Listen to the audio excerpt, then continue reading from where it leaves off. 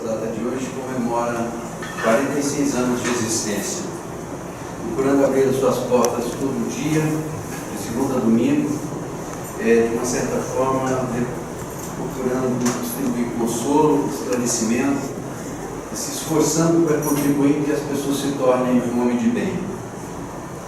Nós somos muito agradecidos pelos nossos antecessores por ter mantido essas portas abertas até hoje, inclusive um dos nossos fundadores, que aqui se encontra conosco, o senhor Denizar, e agradecer a Deus por participar desse grupo, todos os colaboradores que nos ajudam aqui no dia a dia. E toda vez que a gente tem aniversário, a gente ganha presente. E o nosso presente hoje é a presença do Dr. Décio. E ele, é difícil da gente dizer o currículo dele, porque eu peguei o currículo para mim ler, perguntei para ele pedir desculpa se eu esquecesse alguma coisa, eu poderia que ele me perdoasse. Só que ele não concordou com isso. Ele é um palestrante que já fez palestras nesse planeta em vários lugares, e a maior qualidade dele, o maior predicado dele é exatamente a humildade. Ele falou, não preciso falar meu currículo, não tem necessidade. Então o Dr. Décio, esse grande amigo que sempre nos presenteia, com muita humildade, muita boa vontade, sempre está disposto a nos ajudar, a nos fazer esse crescimento. Nós estamos muito felizes com a presença dele. Então, Dr. Décio.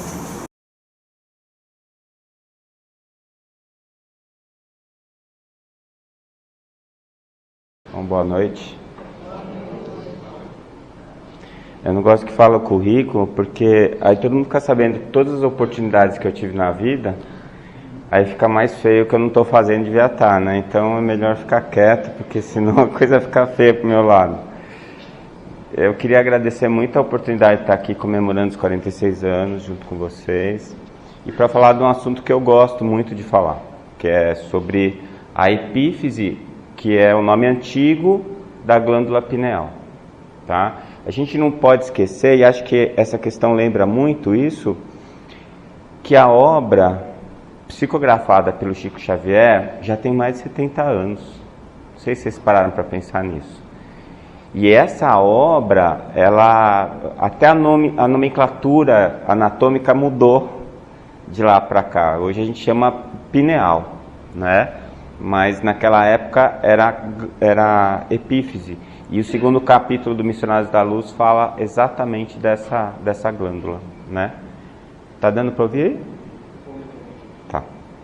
Então, o que a gente vai fazer hoje é falar um pouquinho sobre essa estrutura, né? Entender o que ela é e aonde é que ela interessa para nós espíritas. Então, eu começo com essa definição, que está num livro de fisiologia, né? O Guyton, quem é da área da saúde, com certeza estudou nesse livro.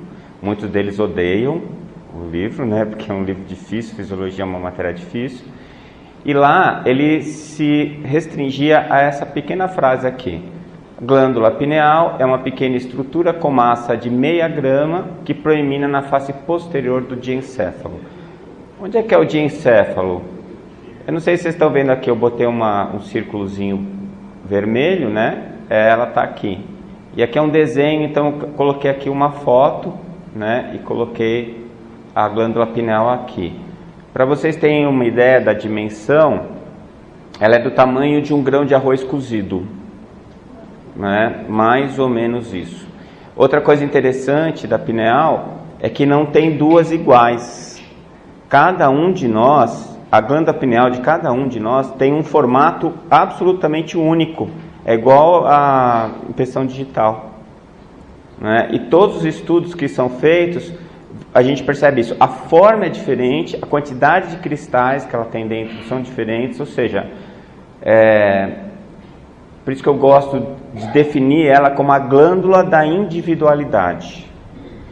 E é por isso que eu acredito que a partir dos peixes a gente já é uma alma. O peixe já tem alma, já é uma alma, um indivíduo, um princípio inteligente individualizado, porque é na escala evolutiva, filogenética, é nos peixes que aparece a glândula pineal. É claro que eles ainda são bem primitivos, né? Acabaram de sair da casca do ovo, né? Acabaram de se formar como espíritos, mas eles já são espíritos, né? Então, se alguém ainda tem dúvida se o cachorro, o gato, o boi, se eles têm alma, tem alma. Então, apesar de eu ser um carnívoro, eu fico pensando filosoficamente que eu sou praticamente um canibal, não é? Somos os que comemos carne, mas estamos ali na nossa escala evolutiva, né? A gente está, a cada momento, a cada ciclo do nosso aprendizado, a gente vai melhorando um pouquinho. Então, onde é que fica isso exatamente? Bom, fica exatamente no meio da sua cabeça. Então, geograficamente, a pineal é o centro do crânio. Se você traçar dois vetores assim, né? Um exatamente no meio e um exatamente anteroposterior, que a gente chama, e um dorso frontal. Você vai fazer duas curvas assim. No xizinho, bem no meio, está lá a sua glândula pineal, tá? Então, não existe nenhum órgão do seu corpo mais bem protegido, porque o seu crânio, ele é uma caixa de joias. Ele foi planejado para proteger o que você tem de mais precioso, que é o seu sistema nervoso central. Então, tudo que tem dentro da sua cabeça de tecido nervoso, a gente chama de encéfalo. E bem no centro disso está a glândula pineal. Para vocês terem uma ideia, a gente tem uma caixa de osso para proteger, não é? Só que se fosse osso maciço, a nossa cabeça ia ser tão pesada que a gente não ia conseguir levantar. Então, ela criou cavidades, né? A natureza criou cavidades de ar, que são os seios da face. Essas cavidades de ar, elas servem para diminuir o peso do crânio e para aumentar a absorção de energia cinética, né? Se você tiver um trauma. Além disso, o nosso crânio, ele tem uma estrutura chamada de díploe. É assim, é osso maciço, osso esponjoso, osso maciço. Então faz tipo um sanduichinho, que também tem o objetivo de diminuir o peso, mantendo a resistência para proteger o tecido nervoso. E além disso tudo, ainda você tem as meninges, que envolvem o crânio e o sistema nervoso, e no meio dessas meninges tem um líquido, que é para fazer uma proteção hidráulica, né, do seu sistema nervoso. Então, tudo isso para proteger o tecido que faz a conexão com a sua alma, que é o sistema nervoso. E dentro desse cofre, dessa caixa de joias que é o seu crânio, lá no centro, no meio, o ponto mais protegido, está a sua glândula pineal. Então, quando Descartes, estudando anatomia, percebeu isso, ele pensou, não pode ser por acaso. Que, aliás, nenhum cientista acredita no acaso. O acaso é resposta dos ignorantes. Então, se a gente acredita na ciência, a gente acredita na causa. Se a gente acredita na causa, a gente acredita em Deus. Porque Deus é a causa primária, não é? Então, discutindo com materialista certa vez, a gente falando sobre essa coisa da existência de Deus, ele me acusava de místico, né?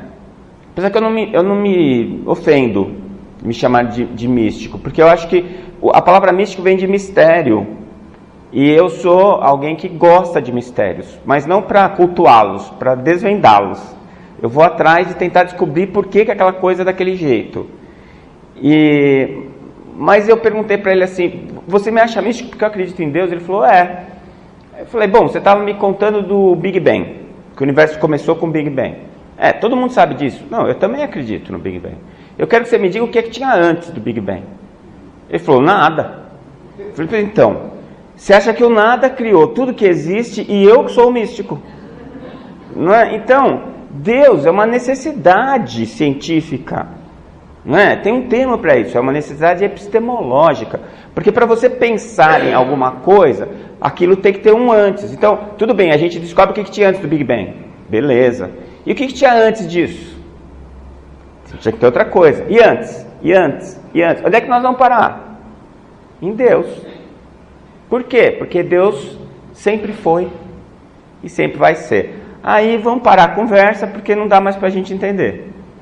A gente até entende o infinito, mas a gente não consegue entender o eterno. Eu estou incluindo vocês, eu não consigo, não é? Outro dia me perguntaram se a matéria era também eterna como Deus. Eu falei, não, Claro que não, a matéria foi criada por Deus. Tá certo. Mas Deus sempre não foi. Deus não começou, ele sempre foi. E ele nunca fazia nada, e um belo dia ele falou, acho que vou começar a produzir alguma coisa. Não, ele sempre produziu. E ele sempre produziu o quê? Princípio inteligente, fluido cósmico universal. Então sempre teve matéria. E aí, como é que a gente fica? Vamos mudar de assunto, vamos voltar para a pineal, né? Então é assim, o Berto Roden falava que Deus seria esse que em tua inteligência coubesse, né? Quer dizer, não cabe, porque nós somos criados. Ele é o Criador. A criatura não entende o Criador, né? Então a gente precisa, neste momento, fazer o que nos cabe, que é senti-lo, percebê-lo. Isso a gente é capaz. Por quê? Porque nós somos parte dele. Nós tivemos origem dele. Então a essência, nossa essência é a semelhança com ele. Então isso a gente é capaz, né? Então, estamos lá com a glândula pineal, o centro da glândula. Eu comecei a falar do Descartes, deu uma viajada boa. Mas o Descartes, ele falava isso. Nada pode ser tão protegido se não for importante, né? E no meio do crânio, no meio da cabeça, no meio do encéfalo, ele falava, é onde está a alma, né? A ideia dele era essa. Muito bem. Então, além do Descartes, que falava que a sede da alma é a glândula pineal, e a gente hoje tem, com o André Luiz, a gente tem uma ideia diferente, né? A pineal, ela é o transdutor da nossa alma, ou seja, é a via consciente ou subconsciente, ou até inconsciente, mas é o transdutor da nossa consciência com o nosso cérebro, tá? Mas a nossa alma se insere no nosso corpo através do quarto ventrículo. O quarto ventrículo é uma estrutura que está ali no tronco encefálico. Deixa eu ver se eu consigo mostrar para vocês. Aqui. Vocês estão vendo, não sei se está para o pessoal que está no fundo, aqui é o tronco encefálico, aqui é o cerebelo, essa bolinha fica aqui atrás, na cabeça da gente. E bem na frente do cerebelo tem esse triângulo aqui, ó. Esse triângulo é o quarto ventrículo. Aqui dentro passa líquido, tá? A base do quarto ventrículo, aqui é o assoalho desse quarto ventrículo, é o que os neuroanatomistas antigos chamavam de fossa romboidal. Quem leu André Luiz leu lá que o André Luiz fala que a alma se liga ao corpo pela fossa romboidal. E eu falava, mas eu estudei tanto neuroanatomia e nunca achei a fossa romboidal. Outro dia eu achei no livro antigo. Então devagarinho a gente vai desvendando, né, as coisas. E olha que interessante, é esse lugar onde produz mais serotonina no nosso corpo. E a serotonina é uma substância química derivada dos mesmos princípios da melatonina e do DMT, que são produzidos pela glândula pineal. Então, está tudo meio ali, a gente ainda não sabe exatamente qual a posição que cada jogador joga, mas já dá para dar a escalação, mais ou menos, né? A gente sabe quem é que está no time, tá bom? Então, é isso. A sede da alma, ele acreditava que era a pineal. O Nostradamus falava que era o capitão do navio, a pineal. Já está mais perto, porque como é a antena que está conectando a nossa consciência, a nossa alma, a gente vai recebendo os nossos influxos por ali, tanto os nossos mesmos, os anímicos, que vêm da nossa alma, do nosso passado, da nossa memória, quanto o das nossas companhias espirituais, que vão inserindo na nossa cabeça ideias e pensamentos que às vezes são para o mal e às vezes são para o bem, né? Vocês nunca tiveram aquela ideia fantástica, genial, que você achou um gênio? Então, talvez não tenha sido você, não é? Uma vez eu escrevi uma página, eu achei tão fantástico aquilo, eu falei, eu estou ficando bom nesse negócio de escrever. E eu fiquei tão orgulhoso que eu não me contive e mandei uma cópia para a doutora Marlene na mesma hora por e-mail. Aí no outro dia eu recebi um e-mail dela, ela escreveu assim, ficou bom, mas é bom citar o autor. Aí eu fiquei todo sem jeito, falei assim, bom, doutora, é que é o seguinte, né, o autor fui eu pensei nisso aí, assim e tal. Aí ela respondeu assim, Libertação, capítulo tal, página tal, M, ela só assinava M. Aí eu fui lá, não tinha um livro, fui, comprei, peguei, abri a página, estava igualzinho. Ou seja, o André Luiz me plagiou 70 anos antes. Não é? É que não adianta a gente pedir direitos autorais, que a espiritualidade não vai dar, né? Mas aquele episódio foi um ensinamento importante para mim. Porque muitas vezes, se você está bem ligado, se você está bem intencionado, se você tem muita vontade, você senta ali para trabalhar, vem, e o trabalho fica legal. Só que você não é o autor, você é o veículo, né? Tem aquela... Eu falei isso pro Rossandro Klinge, ele gostou, virou até hashtag, que tudo com ele é hashtag. Hashtag foco no burrico, não sei se vocês já ouviram falar. Então, porque uma vez me falaram o seguinte, que quando Jesus entrou em Jerusalém e estava todo mundo aclamando ele, né, o burrico achou que era para ele. Né? Então, às vezes eu fico pensando nisso. Se eu sou o burrico e é Jesus que está no lombo, beleza, eu sou um burrico feliz. Então a gente tem que pensar um pouco nisso. E ficar humilde para poder receber essas informações, porque elas vêm. Porque eles querem que venha. E não é só para você, é para todo mundo que tem a vontade. Porque a informação, ela é disseminada. E é legal porque a gente viaja para fora do Brasil e você vê as pessoas falando as mesmas coisas. No começo eu me incomodava, eu falava, pô, a gente já está falando isso. Bom, mas não é a gente. Não é a gente. É que a gente tem um privilégio que é a obra do Chico, que é uma profecia, né? E muita gente falava do terceiro olho. Terceiro olho chamando a atenção da percepção da pineal para um tipo de percepção diferente, né? De uma terceira visão, de uma capacidade de ver coisas que as outras pessoas não veem. De olhar para a glândula pineal como um órgão sensorial e não uma glândula. E hoje, quanto mais a gente estuda a pineal, a gente percebe que ela faz as duas funções muito bem. Ela é glândula, mas além disso ela também é um sensor, tá? A gente vai perceber isso um pouco melhor. Mas aí o que aconteceu? A pineal, lá naquele livro de fisiologia que vocês viram que era uma frase sobre a glândula, ela sempre foi considerada um resquício filogenético. O que é isso? É igual a unha do dedinho do seu pé. É uma coisa que está indo embora. Não é? Daqui umas 100 gerações, sei lá, talvez a gente nem tenha dedinho. Né? Por quê? Porque não usa mais. Os dedos do pé, eles são um resquício dos dedos da mão na época que a gente usava as 4 patas. Né? Aí a gente precisou ficar em pé. Né? Teve um monte de adaptações e aí a gente está se livrando do dedinho e ao mesmo tempo a gente está melhorando um pouco o projeto da coluna e do joelho, que não está legal ainda. Vocês têm que concordar comigo, né? Então, ainda tem algumas etapas para serem revistas aí no projeto. Eles estão tomando as providências, não é? Mas de qualquer maneira, essas coisas fazem parte da evolução. E como a pineal era muito pequena, e eles não conseguiam ver função nenhuma para ela, e como depois da puberdade ela começava a se encher de cálcio, e a calcificação de um tecido é um sinal de degeneração, ou seja, é um tecido que está envelhecendo, que está sendo descartado, então todo mundo achava que a pineal era um resquício embriológico. Você vai estudar a tuatara, que é um tipo de um lagarto da Nova Zelândia. A tuatara tem uma pineal tão grande que no meio dos 2 olhos dela tem uma parte da pele dela que é transparente para uma estrutura parapineal, como se fosse o terceiro olho mesmo. Então você olhava aquilo lá e falava, bom, o ser humano, isso está desaparecendo. Né? Então não serve para nada, a pineal não tem valor. Por isso que ninguém dava muita atenção. Aí veio esse cara aqui, o Lerner, em 1958. Pessoal, 58 já tinha 13 anos que tinha sido publicado Missionários da Luz. 13 anos.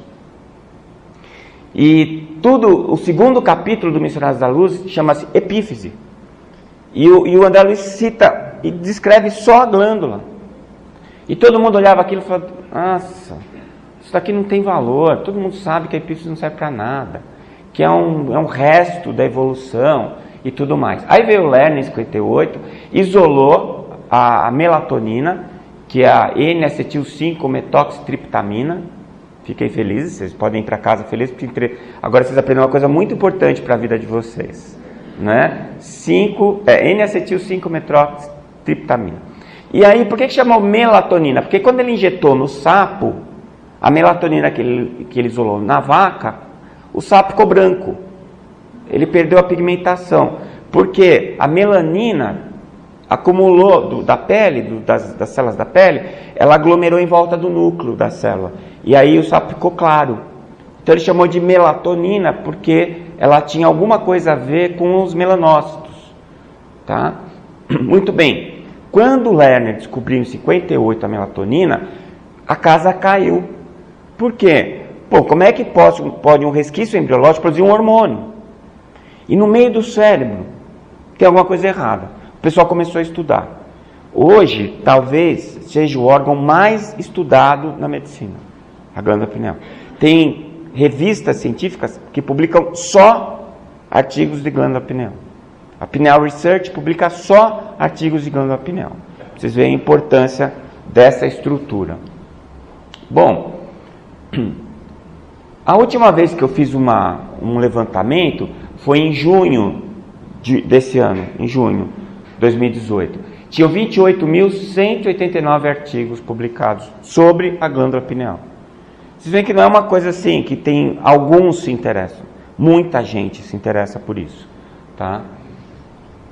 E por que ela é importante? Bom, vamos falar algumas coisas que mostram da importância da glândula pineal. Primeiro, o nosso embrião, quando o espermatozoide fecunda o óvulo e forma o zigoto, ele começa a se multiplicar em mais células iguais. Forma mórula, forma blástula, forma neurula, e aí ela implanta no núcleo, no útero. Quando ela implanta no núcleo, que é a chamada anidação, começa a se desenvolver os folhetos embrionários. Nós temos 3 folhetos embrionários. O ectoderma, o mesoderma e endoderma. São 3 folhetos. Cada folheto desse vai dar um grupo de tecidos. Então eles vão se desenvolvendo, vão indo cada um para o lugar que tem que ir, né, comandados pelo perispírito, e aí vão formando, cada um vai formar as suas estruturas. Então, por exemplo, a pele e o sistema nervoso são formados pelo mesmo folheto. Tem o tubo digestivo, que é outro folheto, e assim por diante. Cada órgão ou tecido é formado é derivado de um dos folhetos embrionários.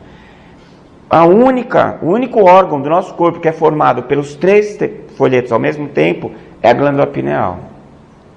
Como se ela fosse um epicentro, assim. A partir dali, tudo é derivado. Né? Dali, tudo sai, a instrução sai dali.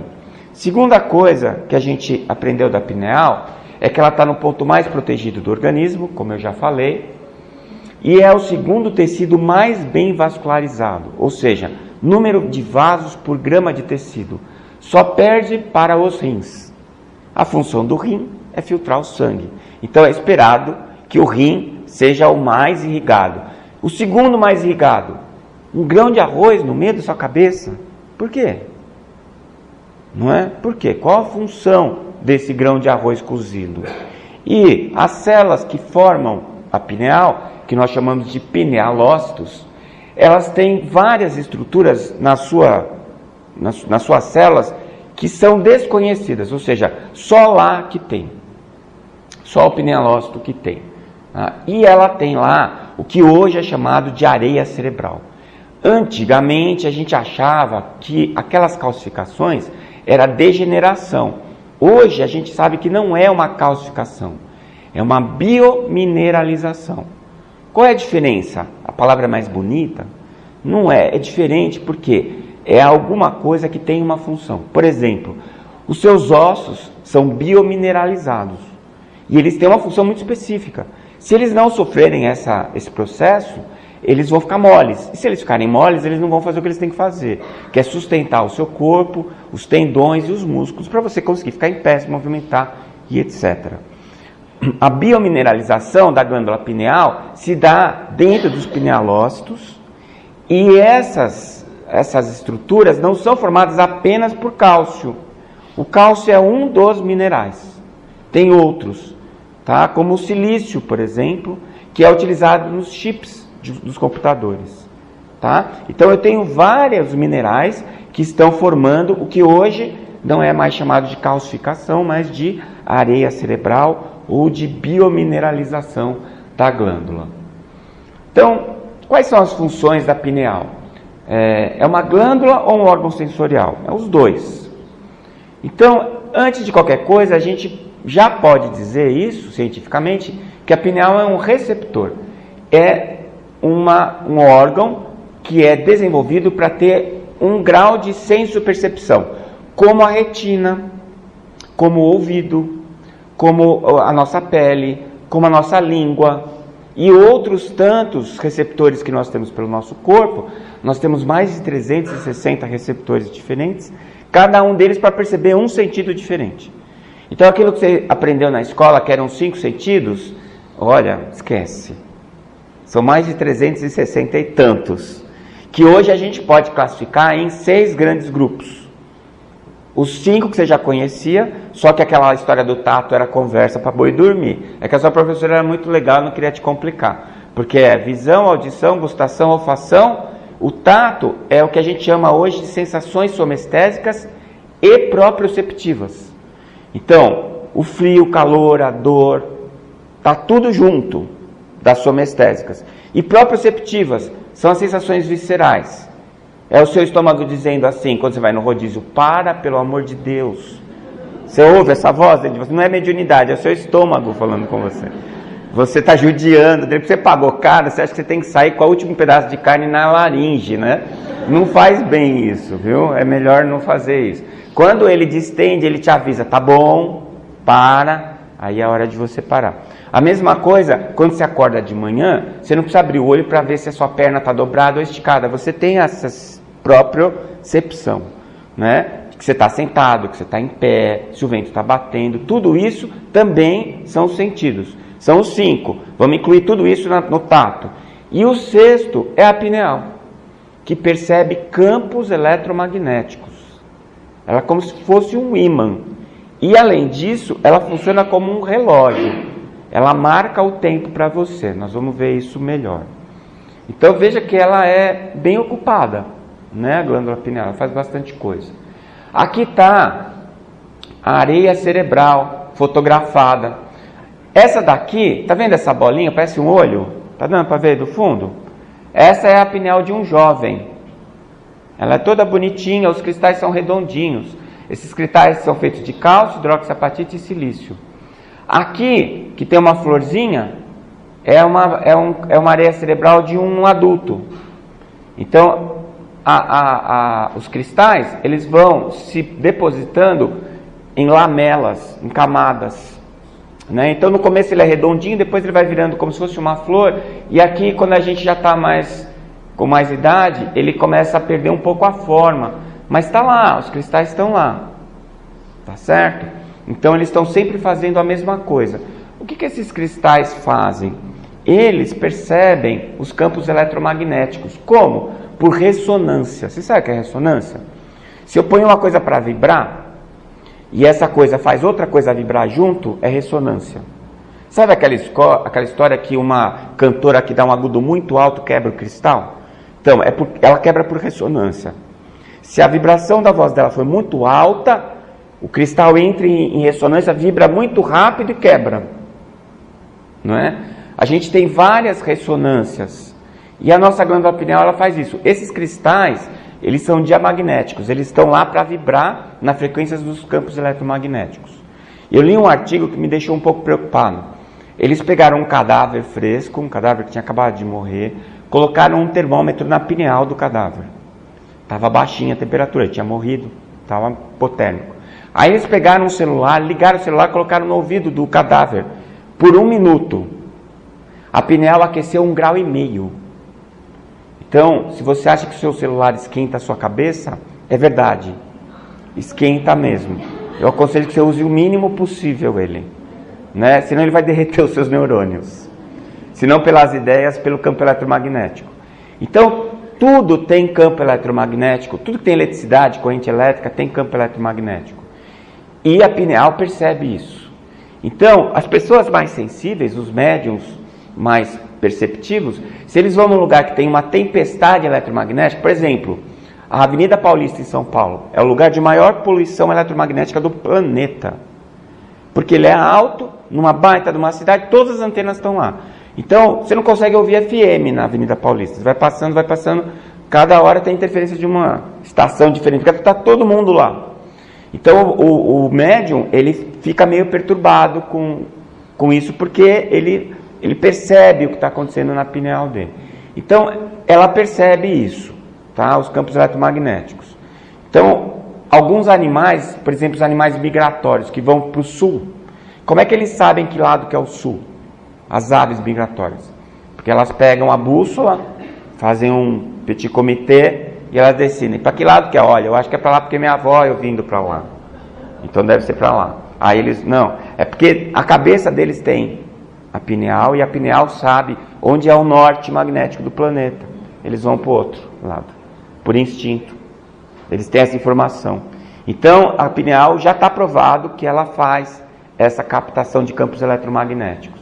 E mais, ela transforma esses campos eletromagnéticos percebidos em potenciais de ação, que são os choquinhos que vão pelos seus nervos até as outras áreas do seu cérebro, para que você consiga perceber ou interpretar aquele estímulo. Então, por exemplo, a luz na sua retina, ela é percebida, porque tem algumas substâncias químicas fotossensíveis, vira esses potenciais de ação, que são os choquezinhos, e ele vai pelo nervo óptico até a sua região occipital e ali é transformado em luz, em imagem. Se vier pelo ouvido, o barulho, o seu ouvido percebe, transforma isso em choquezinhos, que vão parar no seu lobo parietal e isso vira som, né? A glândula pineal, ela percebe essa vibração eletromagnética, transforma esse potencial de ação e manda para onde? Para o córtex da mediunidade. Tem isso? Não tem. Para onde ela manda? Depende. Se ela mandar para o seu córtex occipital, você é clarividente. Você vai ver, em vez de você ver com a retina, você vai ver com a pineal. Se você é clareaudiente, ela manda para o temporal. E assim por diante, né? Então, ela percebe, mas o nosso cérebro ainda não tem um córtex para identificar o que aquilo significa. Então ele pega emprestado um córtex dos outros sentidos que a gente já tem. E aí é que a gente tem a percepção mediúnica, né, do que está acontecendo lá. Mas ela faz essa transformação. Como a retina transforma luz em potencial de ação, o ouvido transforma som em potencial de ação, ela transforma campo eletromagnético em potencial de ação. Tá? Muito bem. Quando eu assisti uma palestra do professor Nubur Fakuri, que é tipo assim, um ídolo para mim, né? Ele é um pioneiro. Ele começou a falar de espiritismo e neurologia na Unicamp muito antes das coisas acontecerem. Hoje em dia está fácil, as pessoas respeitam mais. Naquela época era mais difícil. E eu assisti uma palestra dele e ele falou que a glândula pineal não tinha tratos neurais. Ela só se comunicava com o resto do sistema nervoso praticamente pela melatonina. E aquilo bateu um clique na minha cabeça. Eu falei assim, mas como pode ser assim? Né? Então como é que é a mediunidade? E aí eu saí procurando. E eu descobri que ela tem conexões neurais com o tálamo, que é uma área bem ali no diencéfalo, pertinho da pineal. E o tálamo é como se fosse um prisma. Todos os sentidos vão para o tálamo e o tálamo que distribui para o córtex, né? Então ele é muito importante. Para o hipotálamo ele decide quase tudo na sua endocrinologia, né? O hipotálamo ele manda na hipófise, a hipófise manda em 8 glândulas, para vocês terem uma ideia, né? Então ele é muito importante na questão endócrina e na questão emocional também. Por isso que alguém ainda tem a dúvida se nervoso ou depressão mexe no seu corpo. Claro que mexe. Mexe nos seus hormônios? Claro que mexe. Porque quem manda é a mesma parte do seu cérebro que traduz as suas emoções. Então se você está triste, bagunça as suas glândulas. Se você está feliz, organiza elas. Então trata de ficar feliz. A medula... o tronco cerebral ele comanda todas as suas funções fisiológicas básicas. É por isso que você consegue dormir à noite e acordar no outro dia encarnado. Porque o seu coração continua batendo, você continua respirando. Você não precisa pensar para fazer. tá certo? Medula é a medula espinal, essa que passa aqui no meio da nossa coluna, né? Cerebelo, que é aquele lá atrás do quarto ventrículo, que coordena as nossas funções motoras. E sistema nervoso autônomo simpático e parasimpático. O simpático é o da adrenalina, que te deixa alerta, pronto para fuga ou luta. E o parasimpático é o freio do simpático, né? Então eu sempre falo assim, você vai dirigir um carro que tem um motorzão, é bom que ele tenha um freio bom também. Então a adrenalina acelera, se tem o acelerador tem que ter o freio, o acetilcolina freia. Geralmente, tá? Tem algumas situações em que eles agem juntos para a função. E os gânglios periféricos, que são aqueles aglomerados de neurônios que a gente tem em algumas partes do nosso corpo, principalmente ao redor da nossa medula espinal. Então, isso já dá para a gente perceber que a pineal está conectada com todo o nosso corpo. Tem conexões com todas as partes do nosso corpo, não apenas ela e a melatonina. E uma das coisas mais antigas identificadas da pineal é a sua função cronobiológica. O que é cronobiologia? É a parte da biologia que estuda os ciclos biológicos do corpo. A glândula pineal ela é capaz de perceber o Zeitgeberin. Bonito, né? Sabe o que quer dizer Zeitgeberin? Marcador do tempo em alemão. Eu falei na Alemanha, todo mundo me entendeu, fiquei até emocionado. Zeitgeberin, marcador de tempo. Hoje em dia está mais difícil, mas antigamente era assim. Eu não sei, eu devo ser da mesma época que vocês aí, a maior parte de vocês. Você entrava no supermercado, sentia cheiro de nozes. O que isso te lembrava? Natal. Morango, a gente só comia uma época do ano, tinha que estar no tempo do morango, não era? Eu não lembro que época era. Eu gostava muito, porque eu gostava muito de morango. Gosto ainda. Hoje em dia você compra morango em qualquer lugar, em qualquer época, porque eles criam lá separado. Antigamente não tinha. Então, os odores das comidas eram os Zeitgeberins. Eles te diziam se era verão, primavera, outono, inverno. O tempo de luz, que também está bagunçado com o horário de verão. Mas você acordar e ainda está escuro, te diz que é inverno, né? E se você acorda e já está claro de manhã cedinho, te diz que é verão. Se você morasse na Europa, tem também o outono e o inverno. Tem a neve, o frio, né? As folhas amarelas no chão, que aqui no Brasil a gente não tem muito, aqui no meio do planeta a gente não percebe muito isso. Tudo isso são Zeitgeberins. Tem mais Zeitgeberins? Tem temperatura, que também faz parte dessa percepção, a presença dos alimentos, os fatores sociais, né? Nas férias, está todo mundo de férias, na Páscoa, todo mundo engordando, comendo chocolate, e essas coisas todas aí. A pressão atmosférica e os campos eletrostáticos e os campos eletromagnéticos. Esses dois últimos é a especialidade da pineal. Então a pineal ela mede Zeitgeberin, ela mede marcador de tempo. Tá? E um outro que é muito importante, que é luz e escuridão, dia e noite. Né? Por isso que a gente tem que apagar a luz para dormir, porque tem que avisar o seu cérebro, agora é o ciclo da noite. Porque se você deixar tudo aceso, você nunca tem, a tua pineal nunca percebe que está de noite. Mas como é que a pineal percebe? É igual a tua tara? Tem lá? Não. Em vez de ter o terceiro olho da tua tara, a gente tem tratos neurais que vão direto da retina na pineal. E ela avisa a tua pineal que tem luz, mesmo que você seja cego. A não ser que você seja cego porque a sua retina está destruída. Não, aí não. Mas se você tem uma cegueira neural, é por problema no seu córtex ou no nervo óptico, se você ainda tiver a retina funcionando e o trato neural, que é retinopineal, estiver funcionando, você vai saber quando está de dia e quando está de noite. Tá? Eles fizeram alguns estudos com paciente com catarata, que para de ver a luz, ou então com o pessoal que gosta de explorar a caverna, que fica muito tempo na escuridão, perde a noção do que é dia e o que é noite, bagunça toda a endocrinologia. Os órgãos começam a funcionar diferente, traz estresse nervoso, aumenta o número de casos de depressão e assim por diante. Então vocês vejam como a gente é influenciado pelo meio, pela luz, pelo tempo. E a gente tem que pensar uma coisa interessante. Se ele está percebendo isso, se a glândula pineal está percebendo isso, ela está sincronizando a gente com o sistema solar. Vocês concordam comigo? Porque se ela percebe dia e noite, se ela percebe se é outono, verão, inverno, se ela percebe os ciclos mais longos, por exemplo, um ciclo gestacional, vocês sabem quanto tempo dura? 9 meses. Não são 40 semanas lunares. Por isso que um obstetra experiente nunca marca o plantão dele para quando muda a lua.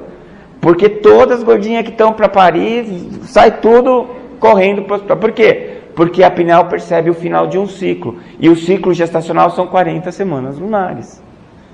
Então, se você quer contar em 9 meses, não dá muito certo. Mas em 40 semanas lunares dá certinho, pode contar. Né? Então, isso é uma percepção sua com a Lua, com o planeta, com o sistema solar. Então, também com a galáxia, com o universo. Ela é até o plug de conexão com o que está ao seu redor, em dimensões cada vez maiores, mesmo que você perceba isso subliminarmente. Você não percebe isso diretamente, tá? Bom, já falei das aves, né? Então, eles descobriram isso fazendo uma experiência destruindo a pineal da ave, e ela não conseguia achar mais o sul, né? Quem fez isso foi o Vohra, e que traz uma experiência que foi marcante, tá? Então, tá lá a nossa glândula pineal como um perceptor sensorial. A gente expõe ela aos campos eletromagnéticos. A nossa hipótese, que não tem no livro de medicina, é que ela é capaz de perceber campos eletromagnéticos sutis. Ou seja, seriam vibrações que estariam acima da velocidade da luz. Vibrações maiores que 300 mil km por segundo. Se você falar isso para um físico, ele vai falar, isso não existe. Né? O Einstein morreu dizendo que isso não existia.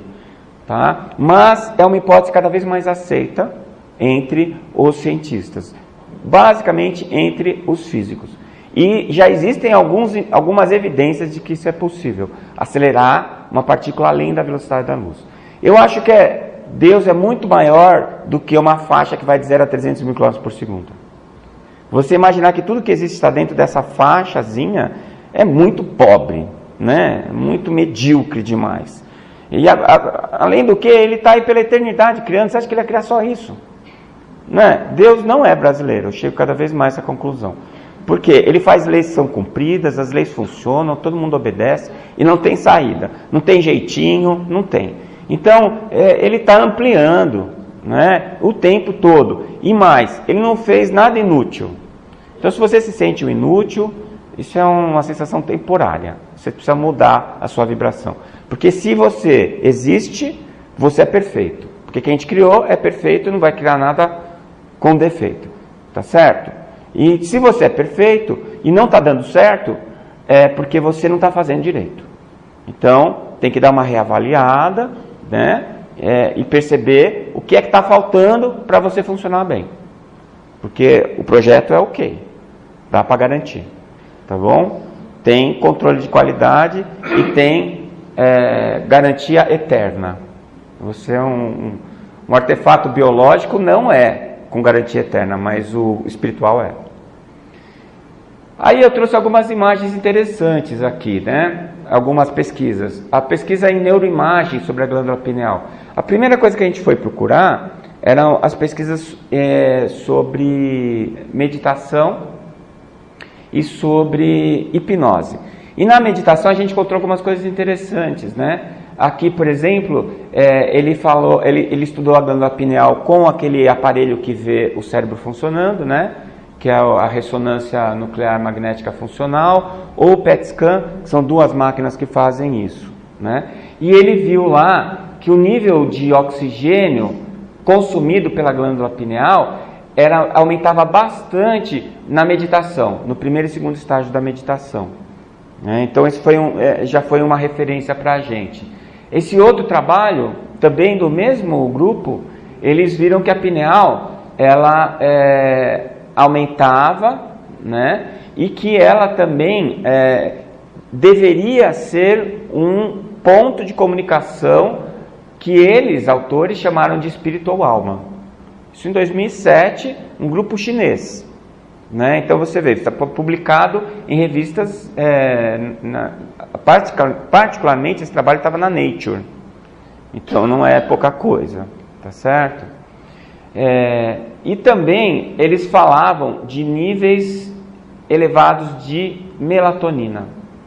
Então, quando eu comecei a estudar essa coisa, eu ficava pensando, como a melatonina era o único hormônio produzido pela glândula pineal, e a pineal é o hormônio e a pineal é a glândula da mediunidade, eu achava que a melatonina era o hormônio da mediunidade.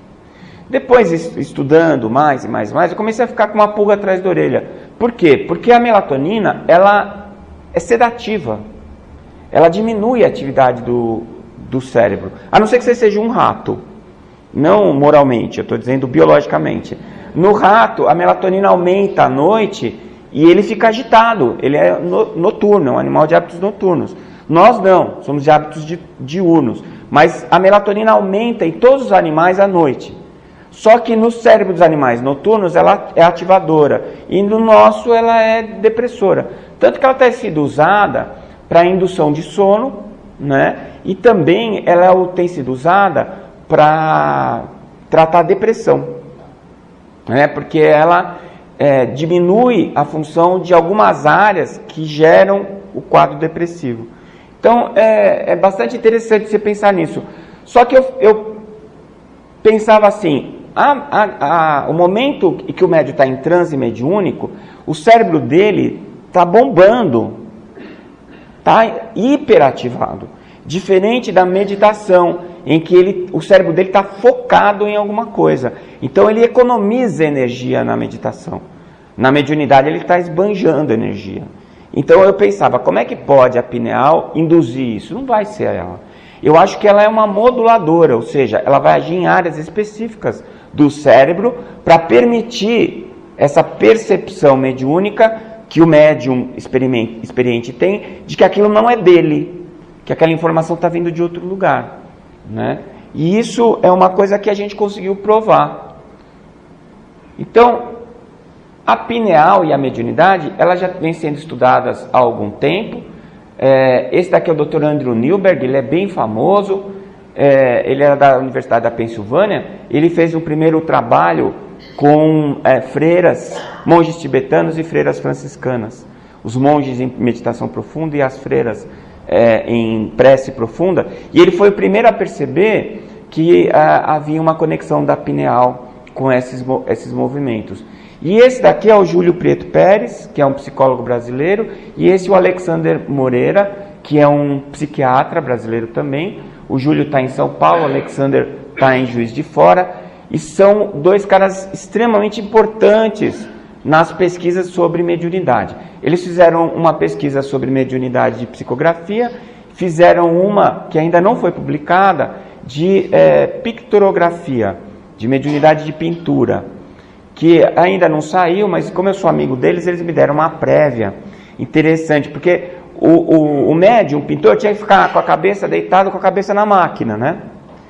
Enquanto ele pintava. Então, como não tinha jeito de colocar o quadro e a tinta ia ficar caindo nele, eles fizeram um artefato ali, e ele pintava e desenhava com a cabeça em pé, e um monitor mostrava para ele o que ele estava pintando, para ele poder ver o que ele estava pintando, né? E aí eles fizeram assim, ele estava pintando, mediunizado, e aí eles apagavam o monitor e colocavam uma flor, uma imagem de uma flor, e ele mediunizado continuava pintando, não alterava em nada o quadro. E depois ele ia fazer a mesma experiência, só que ele não mediunizado, ele desenhando, apagava a flor, ele se embananava todo no desenho. E aí depois eles viram que o cérebro dele funcionava completamente diferente quando ele estava mediunizado e quando ele estava pintando. O que mostra que apesar de você que está de fora estar olhando ele pintar um quadro, não é ele que está pintando quando ele está mediunizado. Neurologicamente não é ele. Então você veja que interessante como a própria ciência está chegando lá, né? Não preciso dizer, o Newberg é ateu, mas ele se converteu no trabalho da psicografia porque veio o tio dele falar com ele, através de um médium brasileiro que só falava português e conversou em inglês com ele.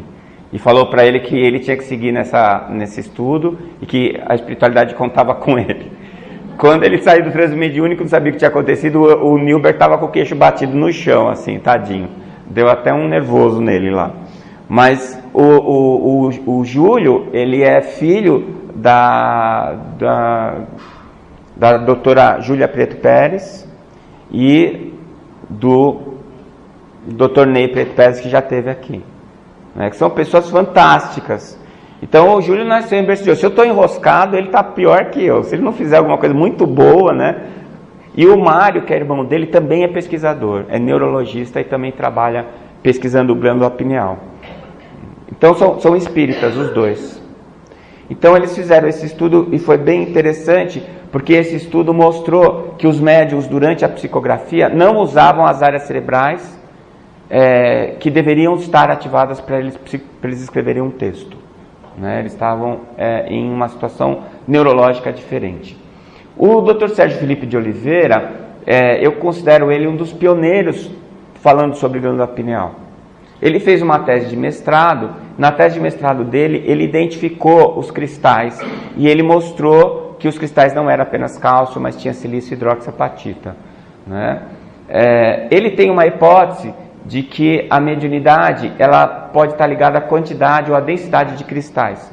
Maior quantidade de cristais seria o médium mais afeito à incorporação, que é uma palavra que eu coloco como um coletivo para incorporar, porque a gente sabe que não tem uma incorporação, mas para psicofonia, para psicografia, para tudo que vem para o médium, né? E com poucos cristais seria um médium mais de efeitos físicos, desdobramento, viagem astral, materialização e assim por diante. É uma hipótese, mas tem uma coisa que pega essa hipótese dele, né? Chama-se Chico Xavier. Eu acho que o Chico tinha metade da glândula cheia de cristal, metade com pouco, porque ele fazia tudo de tudo, né? Então, mas é uma hipótese, né? Para nós, réis mortais, talvez funcione. Agora, todo mundo me pergunta, e se tirar a pineal? Um médium tira a pineal, deixa de ser médium? Não sei. Aí eu saí pesquisando o que acontecia com as pessoas que tinham que tirar a pineal, porque tem tumor de pineal. E a minha pergunta era, o que acontece com elas? E eu saí procurando, eu achei um artigo da Columbia University, que a única coisa que ele colocava é assim, pacientes pós-pinealectomia têm uma alteração do status mental. Eu mandei um e-mail para ele, professor, o que o senhor considera status mental? Estou esperando até hoje, acho que faz uns 7, 8 anos. Né? Aí eu conversei com alguns neurocirurgiões que tinham alguma experiência com pinealectomia e perguntei para eles o que acontecia. Eles me falaram, olha, Décio, o problema é que a glândula pineal está no meio do encéfalo. Para a gente ter que tirar, a gente tem que entrar por algum lugar. Por onde quer que a gente entra lesando. Aí você tira o tumor. Quando sai, a sequela você não sabe se é porque tirou a pineal ou porque você entrou lesando um monte de estrutura. Então não dá para saber. Não dá para saber. E eu até hoje não tive nenhuma notícia de um médium que tenha sofrido pinealectomia. Né? Então, não sei dizer, mas é uma coisa que me deixa muito intrigado. Tá certo? Eu não acho que isso desconecte a sua capacidade de ver o mundo, de se perceber, mas deve abafar muito, deve atrapalhar bastante, imagino eu. Né? E como glândula, né, a pineal, então ela faz controle de outras glândulas, eu já citei isso para vocês. Então ela mexe com a hipófise, com o pâncreas, com as paratireoides, as adrenais, as gônadas e também com a imunidade. Então ela é chamada por alguns endocrinologistas de a controladora das controladoras, né? É a pineal. Então se tiver alguém que você conhece que é muito controlador, e você quiser xingar ele, mas sem ele perceber, você chama ele de pineal, né? O controlador dos controladores, é o glândula pineal. Muito bem.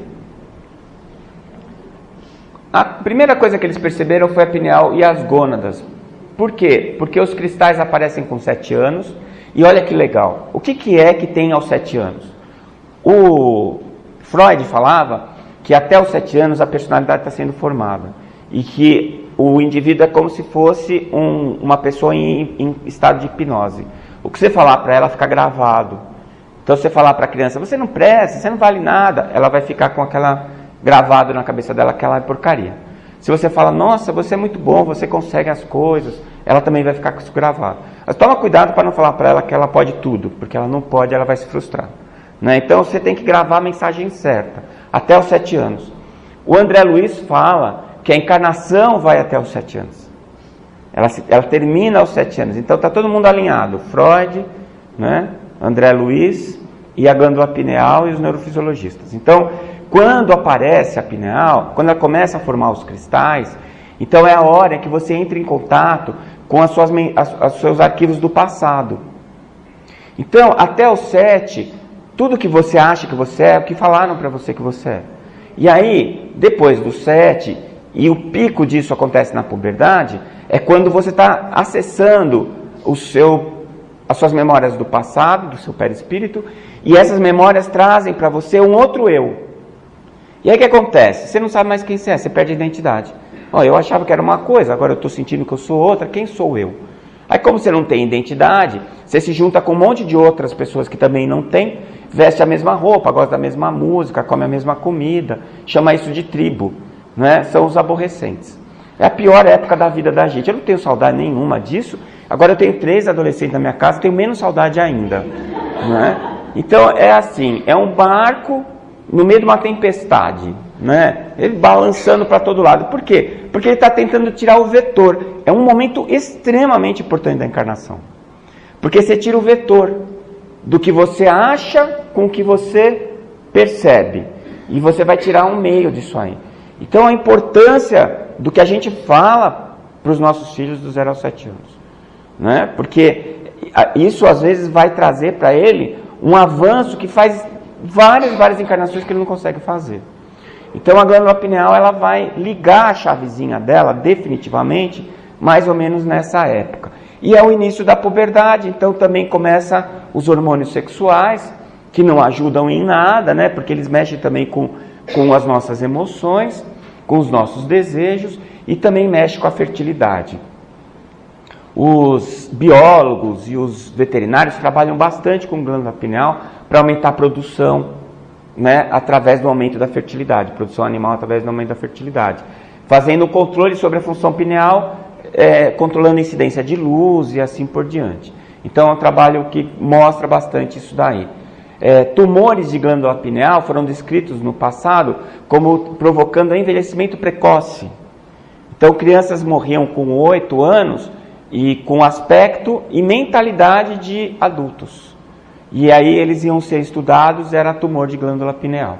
Então ela tem esse aspecto ligado à função biológica e de fertilidade. Eu acabei de falar, né, dos 40 semanas lunares. Tem também o período menstrual, que também é cronobiológico, né? Tem os nossos ciclos de hormônio diário, do cortisol, do hormônio do crescimento e assim por diante. Tudo isso controlado pela pineal. E quais são as substâncias produzidas? Bom, a gente achava que não produzia nada, depois a gente descobriu a melatonina, né? E agora a gente sabe que tem também o DMT. O DMT é dimetiltriptamina, né? Todos vocês já ouviram falar desse DMT, só que não com esse nome. É o Santo Daime, né? Aquele chá que faz o descolamento da consciência. Ele não é chamado mais de psicodélico ou alucinógeno. É uma droga chamada de psicodisléptica. Né? Vocês também vão ficar mais ricos hoje, porque aprenderam essa palavra. Decora falar para o seu vizinho em qualquer... Não, é um psicodisléptico? Seria um psicodisléptico, né? Porque assim, a diferença é que o psicodélico, ele gera necessariamente alucinações. São percepções desconjuntadas, desconectadas. O psicodisléptico, ele volta do transe com informações seguras, positivas, né? O grande problema desse ayahuasca, o Santo Daime, né, é que a gente produz uma quantidade tão minúscula de DMT, que são picogramas, que é muito complicado e muito difícil de dosar. E na hora que você toma o chá, você toma algumas miligramas. Se não forem gramas, eu não sei como é que é. Então, é assim, você dá um chute na sua glândula pineal. Né? Uma bicuda. E aí, só Deus sabe onde vai parar. Então, o que eu acho, essa é uma opinião pessoal minha, é assim, que o pessoal que faz, que toma o chá, eles têm antes de tomar o chá, eles fazem meditação, prece, aquilo é extremamente importante, porque na hora que você chuta a glândula pineal, você vai chutar em direção a alguma coisa boa, porque você ficou ali um tempo pensando em coisas boas. Então, a hora que você vai, a viagem te traz alguma coisa positiva, você volta com alguma instrução, com alguma coisa. Agora, quem toma por tomar, tem uma altíssima chance de ficar psicótico, e se ficar, não volta nunca mais, né? Se desencadear uma psicose, não tem volta, vai sempre ter a psicose, você vai ter que tratar, melhora, mas não passa, né? E tem algumas situações que a gente já soube da mídia, né? De assassinato, um mata o outro, se mata, porque tem quadros alucinatórios, ou então tem percepções extremamente assustadoras, e isso acaba levando ele a uma atitude mais drástica. Aí eu pensei o seguinte, eu falei, será que não é o DMT, que é o hormônio da mediunidade? Porque a melatonina, ela é uma reguladora do sistema nervoso central, mas o DMT é o que te solta, não é? Que descola a tua consciência. Eu falei, é isso aí. Aí o Marco, eu vou mostrar ele daqui a pouquinho, que fez a tese dele de mestrado sobre transe mediúnico, e está fazendo a de doutorado agora. Falei, Marcão, vamos dosar o DMT dos médiuns, vamos dizer que, olha, foi uma confusão danada. Para concluir a história, precisava colher urina de 24 horas dos médiuns e mandar essa urina para fora do Brasil para dosar. A gente dosou, ele, né?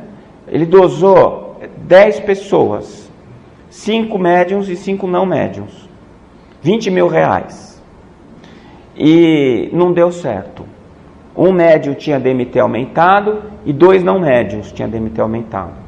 Aí a gente chegou à conclusão que não é o DMT. Não. Eu ainda acho que é. Só que é o seguinte, a gente não está medindo certo. Porque a quantidade é muito pouca. E a gente ainda não tem nenhum método sensível o suficiente para perceber. Se não for o DMT, é algum primo irmão dele. É alguma droga que tem mais ou menos o mesmo efeito. Né?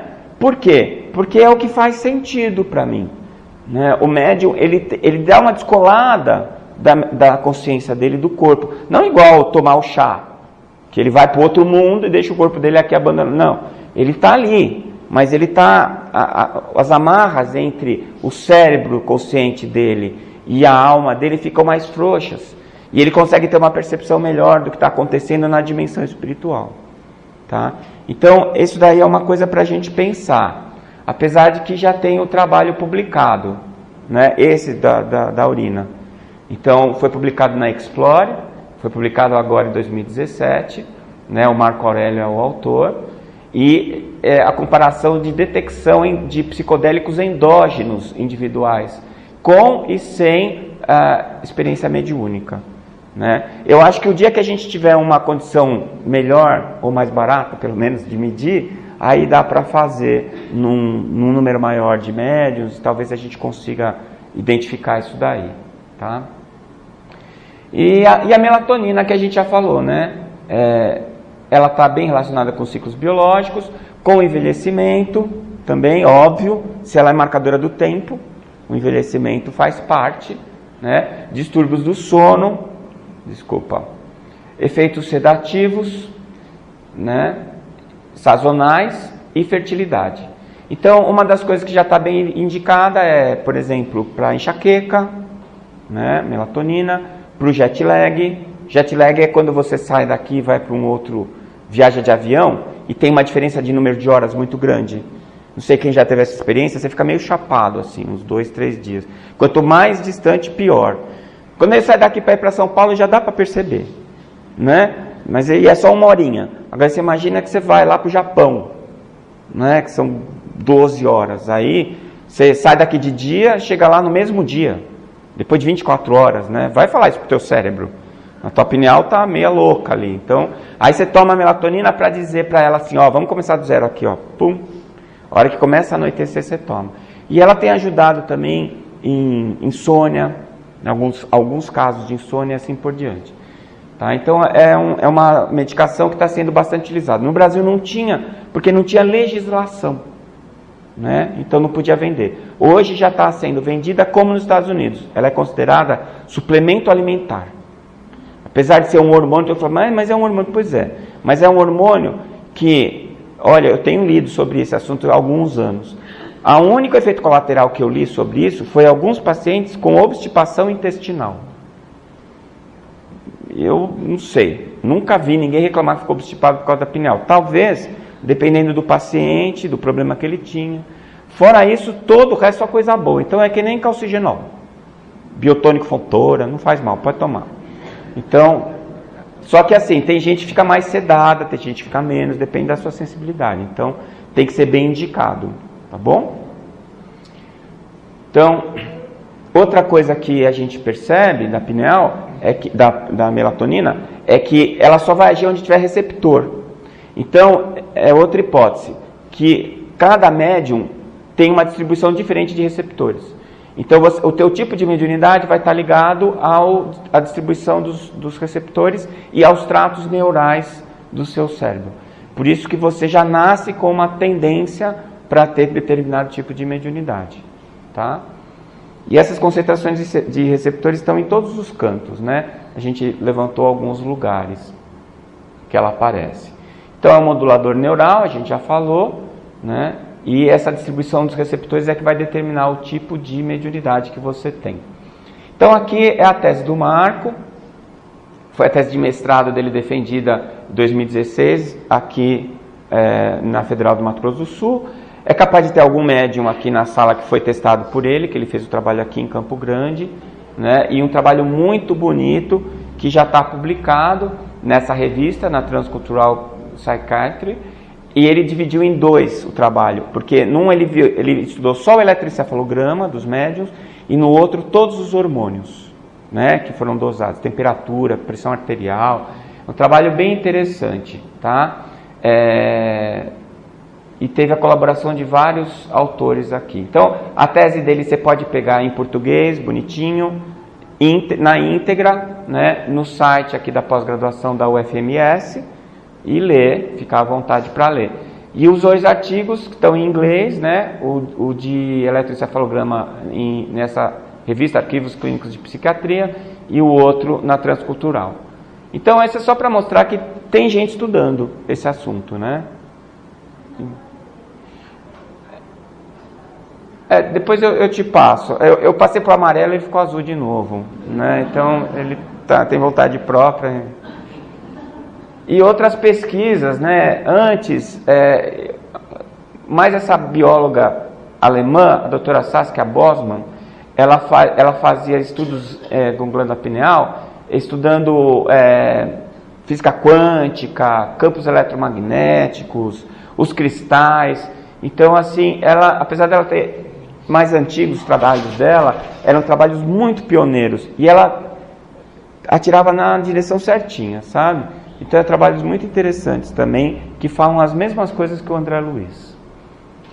E a pineal espiritismo, que está lá no Missionários da Luz, que foi psicografado em 1945 pelo Chico Xavier, falando sobre a glândula pineal. Então, lá ele fala da reencarnação até os 7 anos, ele fala da puberdade, da função da pineal, ele fala dos hormônios psíquicos, que hoje a gente já sabe que são pelo menos 2, o DMT e a melatonina. Fala que controla o sistema endócrino, hoje a gente já sabe que é verdade. Ligadamente pelos princípios eletromagnéticos, também a gente já sabe que é verdade. Tem ação sobre o sistema nervoso autônomo, do sistema nervoso simpático, com certeza o parasimpático já está sendo estudado e tem sido confirmado também. E uma função primordial na mediunidade. Agora que estão aparecendo os primeiros trabalhos sobre mediunidade. Não é? Por quê? Porque nem se aceitava. Se você era médium e passava um psiquiatra perto, ele te internava, né? Quadro dissociativo, de dissociação de identidade. Você era internado, ia sofrer lá eletrochoque, ia tomar remédio, ia morrer louco. Aí você fica louco, né?